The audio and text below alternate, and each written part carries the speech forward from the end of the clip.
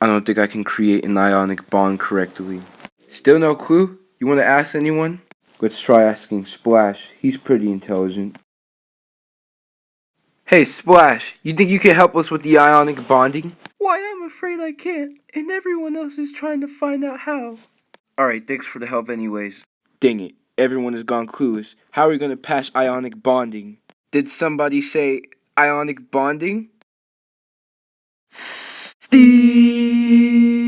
That's right, Steve Beltran, that's the host, and I'm gonna teach you ionic bonding.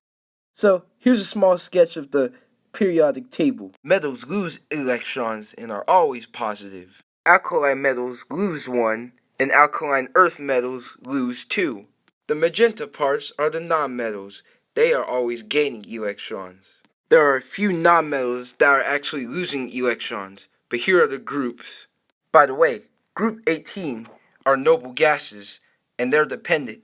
They already have everything they need, so they stay at 0. Again, metals lose electrons. Nonmetals gain electrons. When a metal loses electrons, its name does not change, but the ion changes. When a nonmetal gains electrons, its name changes, and so does the ion.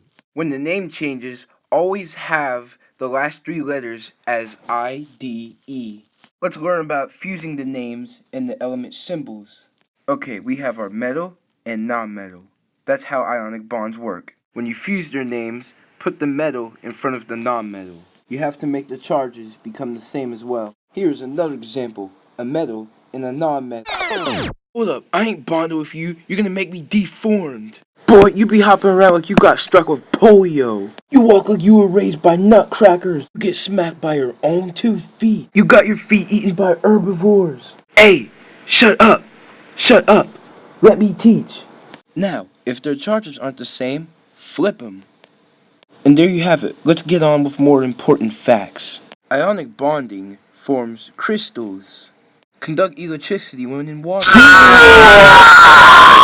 As you can see, it is very effective. They also have high melting points. And that is all you should know about ionic bonding. Did you guys pass yet? We sure did. Thanks, Steve. I don't get it.